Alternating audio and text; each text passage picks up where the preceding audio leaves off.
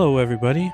Welcome to this week's episode of the Main Street Talk podcast. I'm your host, Nick, bringing you all the latest Disney World news, parks, updates, and travel tips.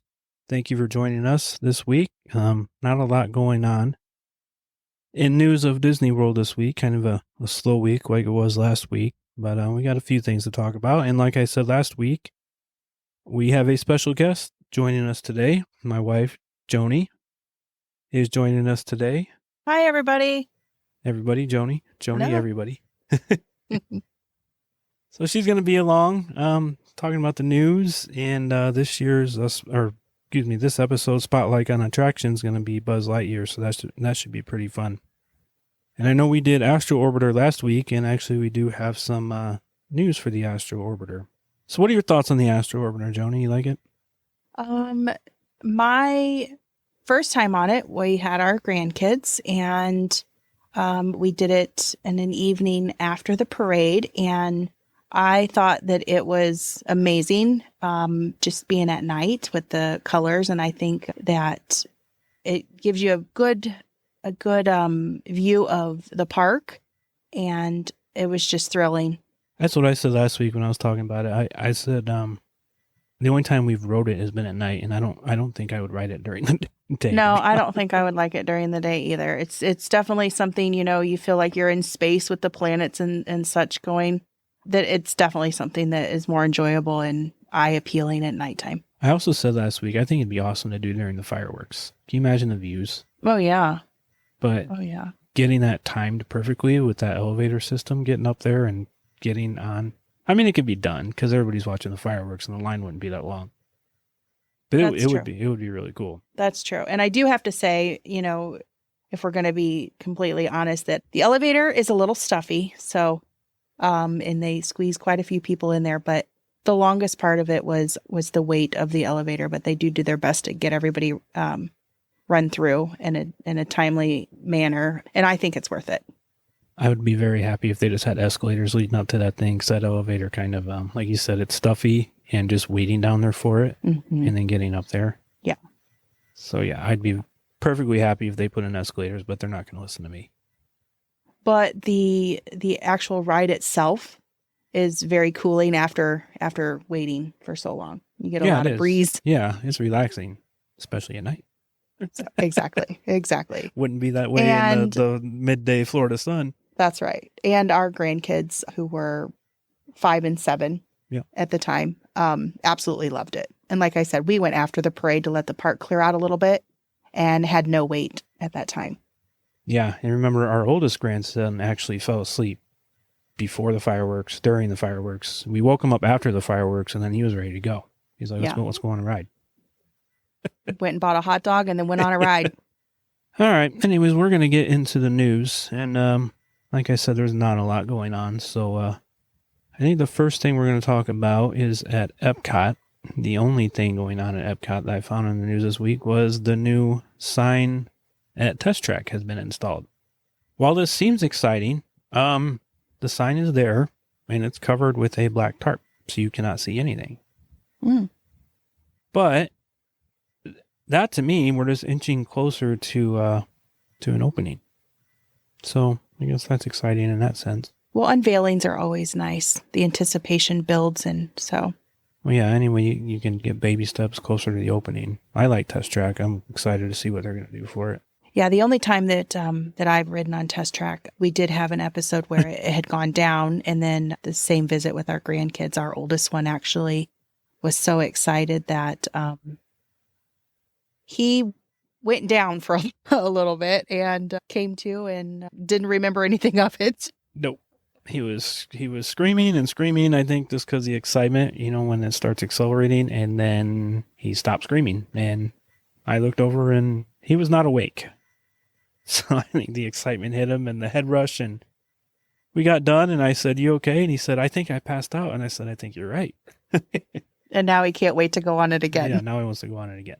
And over at Hollywood Studios, they have changed the early entry checkpoint to get into Toy Story Land. So this, of course, if you're going to be early entry in Slinky Dog or anything over in Toy Story Land, We've never actually done this. We've always went right to, I think we've always done Galaxy's Edge, haven't we? Yeah. Yeah, for the most part. I think we did Tower of Terror one time, just to get it out of the way. Yep. But anyways, this says that the early entry check-in point used to be up between Walt Disney World Presents and the Toy Story Land Marquee. That checkpoint has been moved forward. Early entry guests heading to Toy Story Land will be stopped at the Hollywood Studios Archway by Animation Courtyard. And I guess this is where they hold the regular park guests to enter the queue is. So I haven't heard how that's going. I think they just started this. Be interesting to know. I don't think it'd be that big of a deal. I don't know. Like I said, we've never done it. So yeah, it looks like it started around the 27th of May-ish. So just a couple days ago. Yeah. At this taping time. Yeah, I forgot to mention, today is, we're taping on Friday the 30th, so all the news is current to the 30th. And over at Magic Kingdom, they have finally announced the debut day for the Disney Starlight Dream The Night Away, the new night parade that's coming, like they used to have back in the day. They're bringing it back July 20th. There's going to be floats inspired from films like Moana, Encanto, Peter Pan, and Frozen. And it's going to open up, it looks like, with the Blue Fairy from Pinocchio to start out the parade. The parade is going to follow the same path that the daytime parades go, the ones that start in Frontierland and go to Main Street. And there's going to be 2 shows a night, one before the fireworks and one after the fireworks. So this is pretty exciting. They haven't had a nighttime parade, I think I read, since 2016. Which means I've never seen one. Except the Halloween parade. Yeah, but that parade's awesome. Yeah. We're going to talk about that another time. We just love parades. Yeah. Love all parades. I'm excited to see that. And we normally don't talk about Disney cruise lines on this show, but this is a couple of big things coming out of Disney Cruise Line. They are offering a limited time offer giving you up to 30% off prevailing rates on select cruises. This discount applies only to new bookings and is valid on stateroom categories, inside ocean view, or veranda views. Here's some things that you need to know before booking. You'll be assigned a stateroom in the selected category or higher. Full payment is required up front for all guests at the time of booking. These bookings are non-refundable except for bookings made in the UK or EU, where standard cancellation fees apply. You must provide the full legal names of all guests at the time of booking. No name changes are allowed later. Your specific stateroom will be assigned later based on availability. Gratuities and port adventures are not included in the rate. This offer cannot be combined with Disney Vacation Club points or other discount. They have a limited number of rooms for this deal, and all bookings are subject to Disney Cruise Line's terms and conditions. And also coming out of Disney Cruise Lines, which they have announced, if you are a Disney Visa credit card holder, you can receive $250 onboard credit when booking select cruises using your Disney Visa card. This offer is available now through September 1st, 2025 for travel on select August and September 2025 Disney Cruise sailings. Card members can also save up to 30% on sailings between August 1st and September 15th, 2025. This offer is valid for new bookings only and for inside ocean view and veranda staterooms.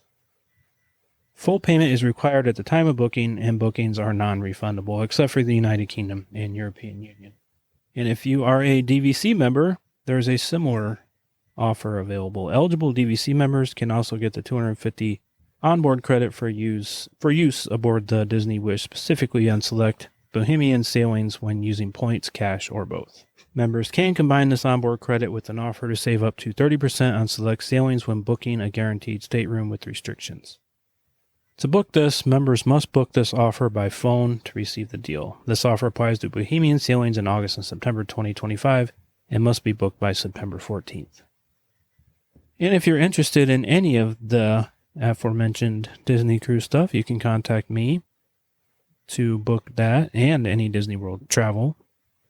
My email is nick.garcia@academytravel.com. I am an affiliate of Academy Travel. So that's pretty much it for the news this week. Like I said, there was not a lot going on. So big news on the cruise stuff, though. Yeah, the combining of the offers is pretty nice. 30% off plus $250 onboard credit. Yeah, there's not very many places that you can double up on your offers and collect from both. Yeah, seems like a good deal. Mm-hmm. So when are we going? When do you want to go? That's the question. Yesterday. We actually went on our first, or Joni's first cruise in March. We did. We went on a Royal Caribbean cruise. How'd you like it? We did. I loved it. I think I found a new love, an additional new love. That's what she said. Besides you, honey. Yeah. She said, I think I found something else I like. And we had a good time. We went to, where did we go? Dominican Republic and Haiti. Yeah. Caribbean owns that beach in Haiti, so that was nice. Yeah, it was.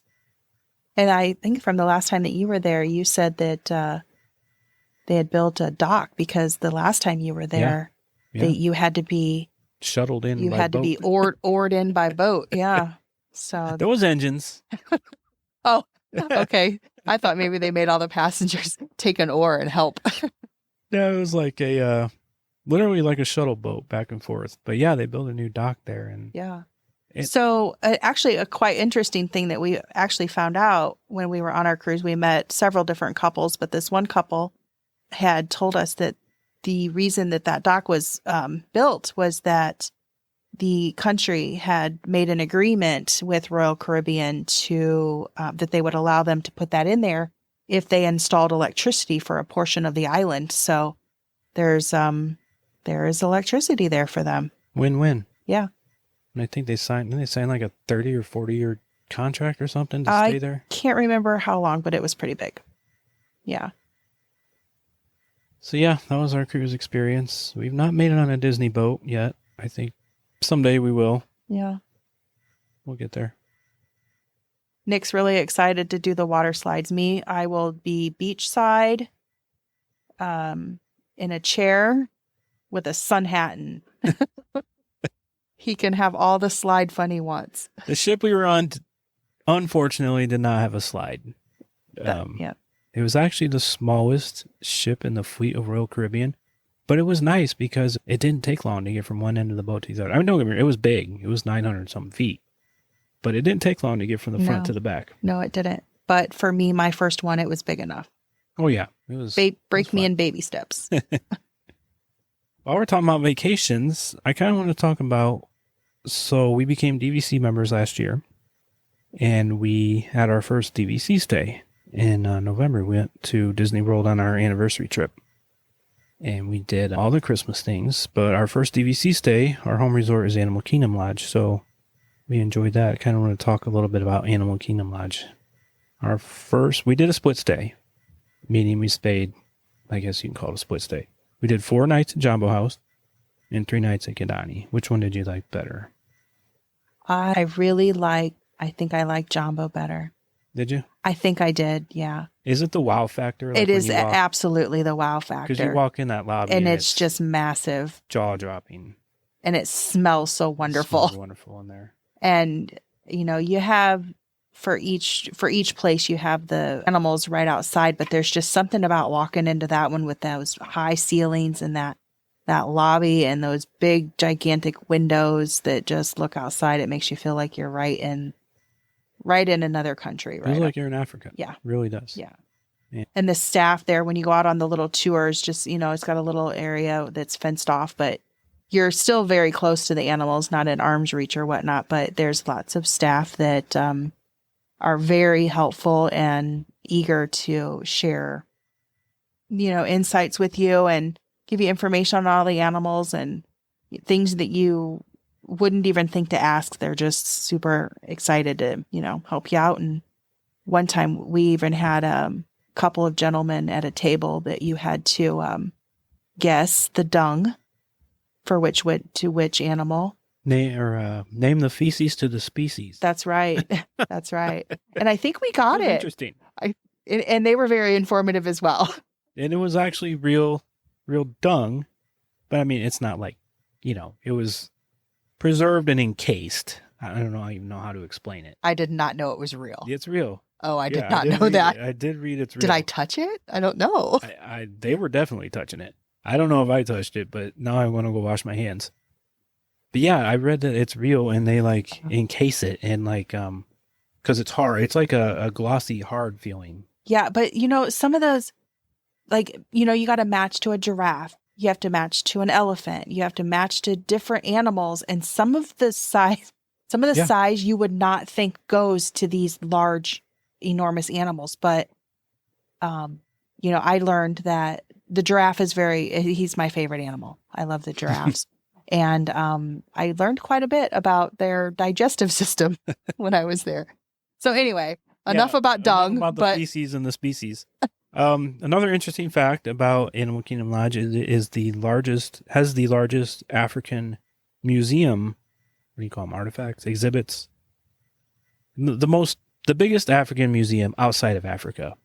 If you go in the lobby, there's a ton of stuff to look at there, and even in the side rooms, and then down the hallways, even going to your room. And they are massive hallways. They all they all connect, and each one has little cubbies that has, and by the elevators, things hanging, and they're all very unique and original to Africa.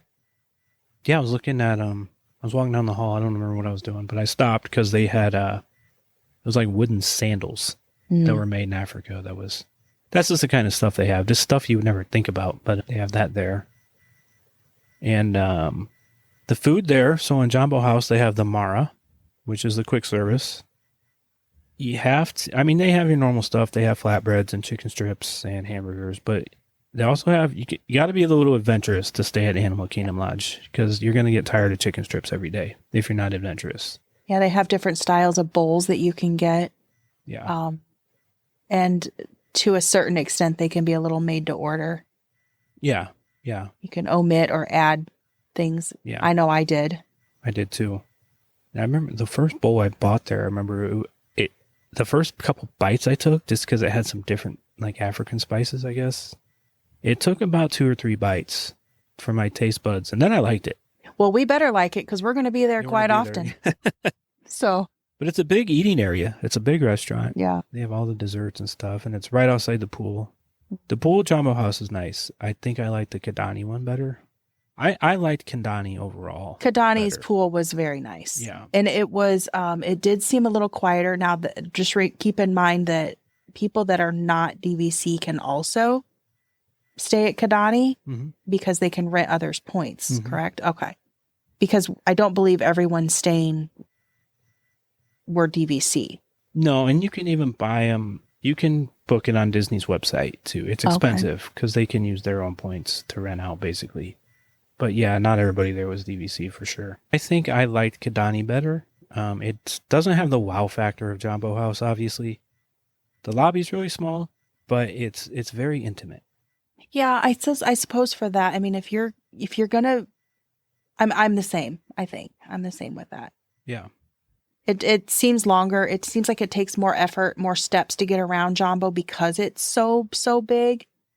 But once you get past the initial wow factor of it, the hallways are the same at Kidani. The rooms are slightly different, I think.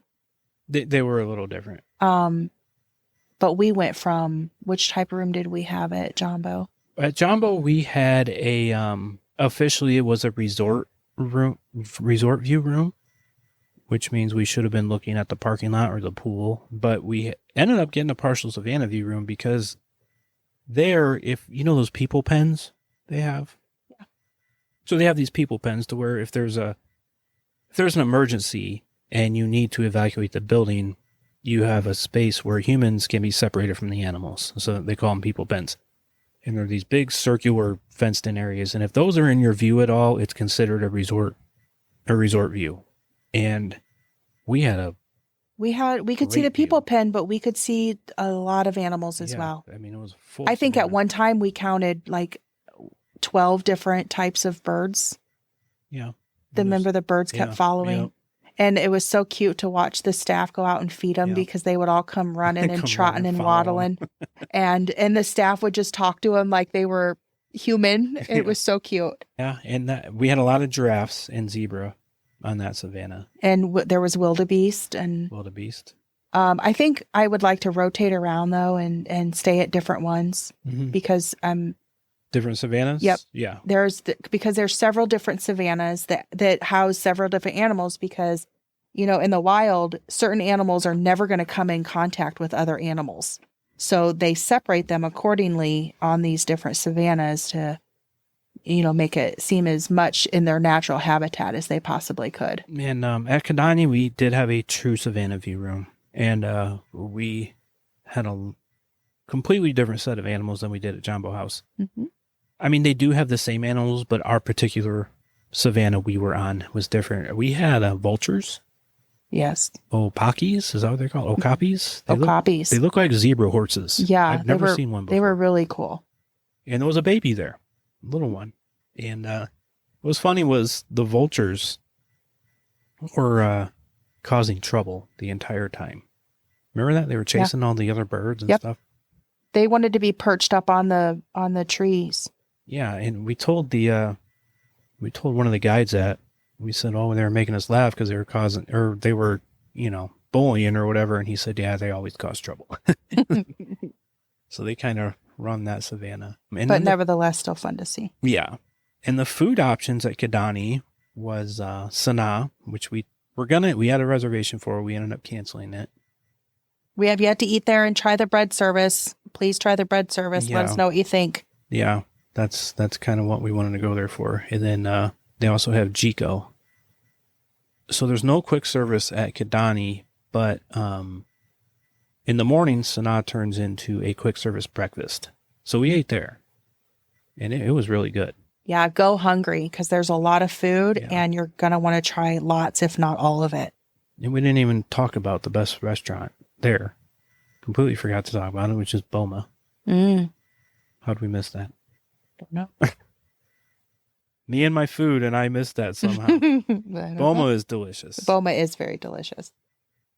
So if you get a chance to stay at Animal Kingdom Lodge, I suggest you do it. Like I said, that's our home resort, so we're going to be spending a lot of time there when we go there. We're going to check out other resorts too. Like when we go, we have a trip planned in December. We're going to do one night at Bay Lake Tower. Because we were lucky enough to find a theme park view room just for one night. So we're just going there just for that. We want to see the fireworks from the room and see what the hype is. Yep. So we're gonna go there one night and head over to Animal Kingdom Lodge. So that's our plan for December. And don't forget the enormous headdress, which you cannot miss, that is in the lobby at Jambo. That actually is constructed of two pieces.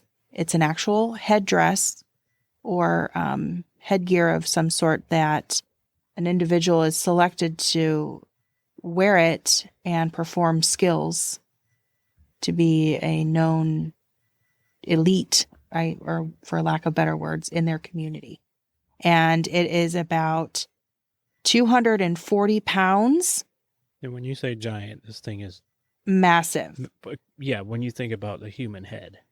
Think this thing is 16 feet in height and weighs 240 pounds. And it's constructed of very bright, vivid colors, with some blacks and yellows and reds and all handmade things that have different ornamentals implemented into it, for the African culture, for their beliefs in different animals bringing different strengths and things like that. Anyway, you can't miss it. Can't miss it. It's enormous. It's huge. And there's plaques all around it that give a little bit more insight and information on it. But like I said, you can just plan a whole day at these resorts. And well, yeah. And I think Animal Kingdom is, if you want to have a rest day, you're not going to a park, it's a perfect place to go because there's animals there, especially with kids. And if you still want to get your steps in, you can get them in if you want to venture around and look at all the artifacts they have. They have over 500 African artifacts. Yeah. And then, you can just walk up and down the halls, like, especially at Kidani, like you start at the end of the hall and be to the lobby in about 2.5 hours. So, yeah. And then work your way back on a different floor. Yeah. So for our spotlight on attraction, and this was not done on purpose, but I think we're just going to do it anyways. We did the People Mover, did the Astro Orbiter, and I had no intentions on doing one land in each park, but since we've done 2 in Tomorrowland, we're just going to knock out Tomorrowland. Yeah. We thought of the bouncing around, but we'll just... I have no idea how that happened, but it happened. So that's okay. We're going to cover all of them, so... Yeah. We're going to do... Today we're doing Buzz Lightyear Space Ranger Spin. And on Disney's website, This says, fire your laser to earn points and defeat the evil Emperor Zurg as you journey through a galactic space battle. Any height, all ages, a slow ride, spinning, and attraction photography. So there is an action photo on this. It is a dark indoor also. Dark indoor. And then also says, this is kind of the description on the Disney World website. Not today, Zurg. Buzz Lightyear's arch nemesis from Toy Story 2 is stealing batteries from helpless toys to power a new weapon of destruction. Become a junior space ranger and help to stop Zurg. Board your XP-37 Star Cruiser and voyage deep into the Gamma Quadrant, where you'll take aim at the glowing Z targets with your infrared laser cannons. Use your cruiser's joystick to spin full 360 degrees so you can blast all the targets in sight. Do you have what it takes to stop Zurg and his rampaging robot army before it's too late? The fate of the universe is in your hand. So that's Disney's description of it. Does say no before you go. Buzz Lightyear Space Ranger Spin is a dark, slow-moving, and suitable for all ages. And when we say dark, we don't mean pitch dark. It's got like the neon glows. Yeah. So the littles, I think, will still enjoy it, especially knowing the characters and whatnot. But you do spin from one side to another to try to get your targets. So for those who might have, some sort of vertigo or dizziness, might not be the best ride. And you can see, I don't know if you've already said this, it's 2 guns. Yes. But Disney also said 2 to 3 riders, so that probably means a toddler or something sitting between you? Yeah, probably like a little on your lap or something like that. Because a toddler's not getting my gun. You would give it to your grandkid if they wanted it. Not if me and you are in the cart, because I don't think I'm terrible at Buzz Lightyear, and I don't think I've ever beat you. Oh, well, it's never going to happen. Let's just move along. The kid's got to go. He's not getting Let's just move along. So anyway, it's also, it says a 4 to 5 minute ride. And I don't know if you mentioned the opening day and year might be kind of interesting to know. What was that? That was November 3rd, 1998. Really? Yeah. So it's almost what, 30 years? It's almost 30 years. 27? Yeah. 27 years. Wow. Has Toy Story been out that long? Wow. I don't even want to talk about it. Crazy. I don't even want to talk about it. And it's still a very interesting movie for the kids. They love it. And toys are still coming out. Yeah. There's a new one coming out. Yeah. Toy Story 5. Yep. But did you know this was an original ride? It was If You Had Wings, and then Delta Dream Flight and later Take Flight was all done in that building. It was a Delta Airlines sponsored ride, which I have, and I don't know where this came from. And when I started reading about this, I have a vision. My first time to Disney World, I think I was 10. My dad took us. I have a vision of being on a ride, and I thought it was an Epcot where you're in like a cart, and you're moving forward, and it looks like you're in a plane. There's this big oval screen around you, and I think that's the last room in Buzz Lightyear, but right before you exit. It has to be. I'd never thought about that before this, because I always had that picture in my mind of that, and I didn't know where it came from, but I think it was apparently the Delta-sponsored ride back in the 80s at Magic Kingdom. Still having it in your dreams. Still in my dreams. So the attraction uses backlight scenes, animatronics, and neon props to create a stylized retro sci-fi world. It's full of fun details like giant battery powering a robot or aliens with oversized ray guns. It's a blend of Toy Story charm and classic Tomorrowland. So the point of Buzz Lightyear is you have 2 guns in each ride, and you compete against each other shooting targets through it. Now, however, there is a way to become a galactic hero. You know how many points you need to become a galactic hero? I do. How many? 999,999. But that's a lot of points. That is a lot of points. But we have tips. Oh, we have tips. We have tips, yes. Share your tips, please. I'm not going to share all of them. I will share a couple. So when you first get in, room 1, there's not any extra bonus. I mean, you'll collect points, but there's not the bonus points. And by bonus, I mean 100,000. For one target. For one target. So in room 1, just hit what you want. Room 2, there are 2 targets in room 2. 2 bonus targets. 2 bonus targets. Yes, there's lots of other targets, but the 2 bonus targets. I'll give you one. You have to find the other.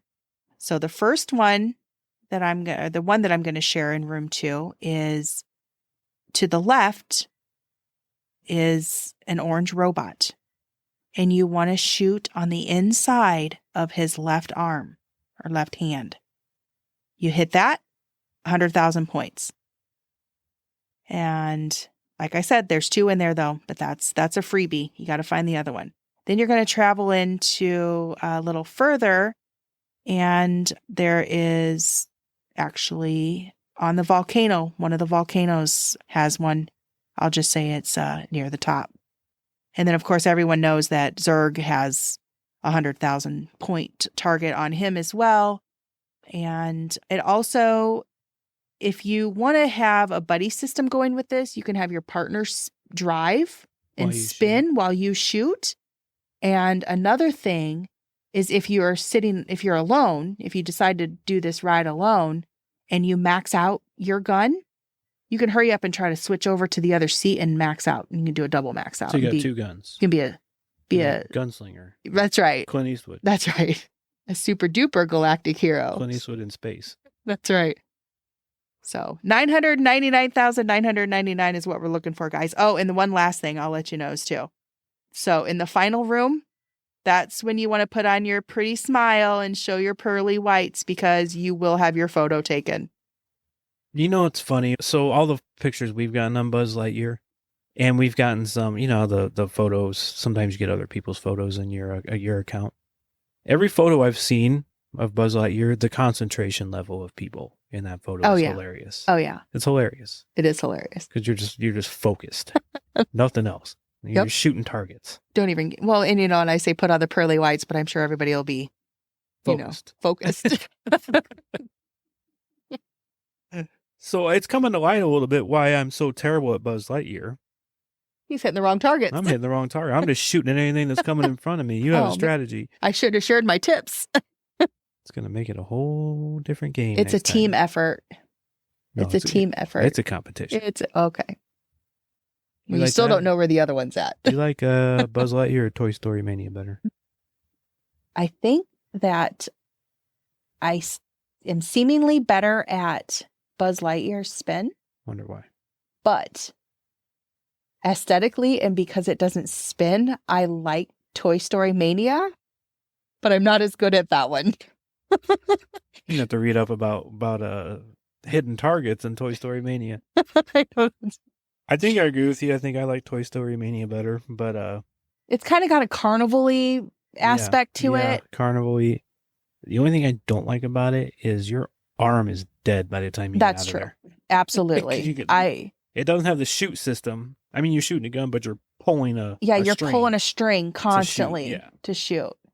Very and quickly. a lot of times the balls kind of lob out of there, so you got to aim a little bit higher. So I'm not as well. I do enjoy that one a little more so, I think, but and it's newer. I mean, it's it's got newer technology and it's updated. Sure. But yeah, and you wear 3D glasses with that. With what? Oh yeah, you do wear. Oh, you do, don't you? And so it's I don't know. I just think it's more eye appealing, and I think the graphics are super cool. But like I said, just your arm is so tired when you get out of there. It is. You got to learn how to use both.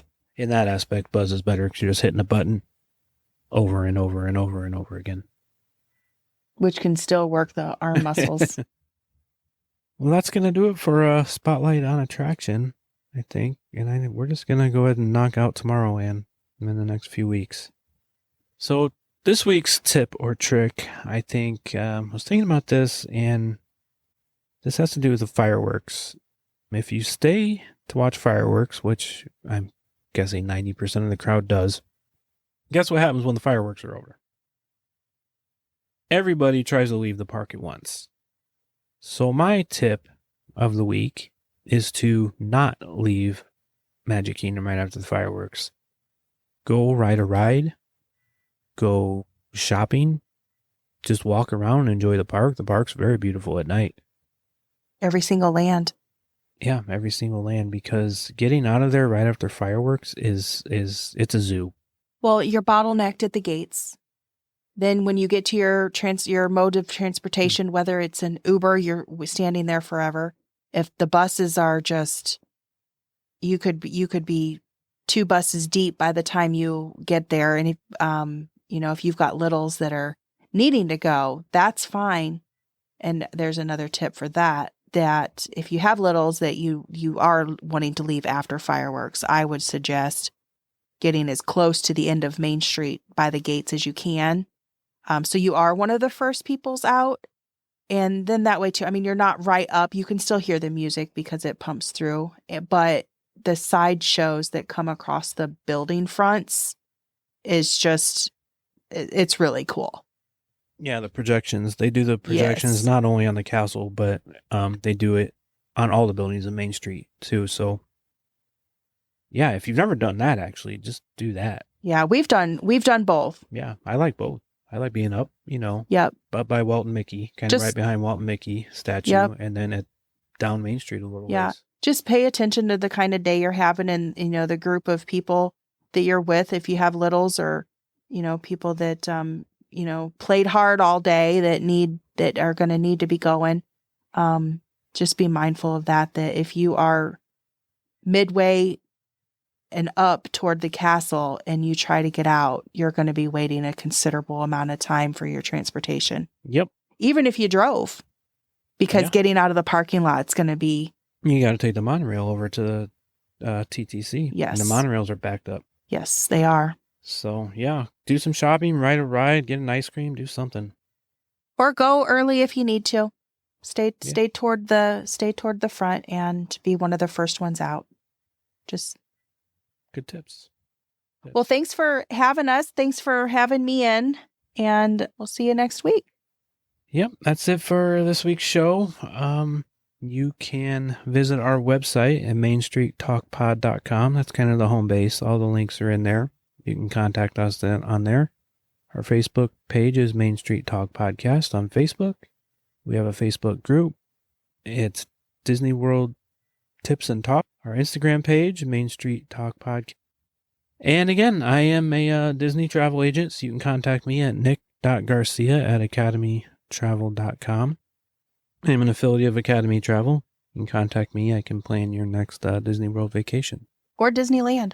Or Disneyland. Or Disney Cruise. Or Disney Cruise. Anything Disney, really. So tune in for next week's show, and we will talk to you real soon. Goodbye.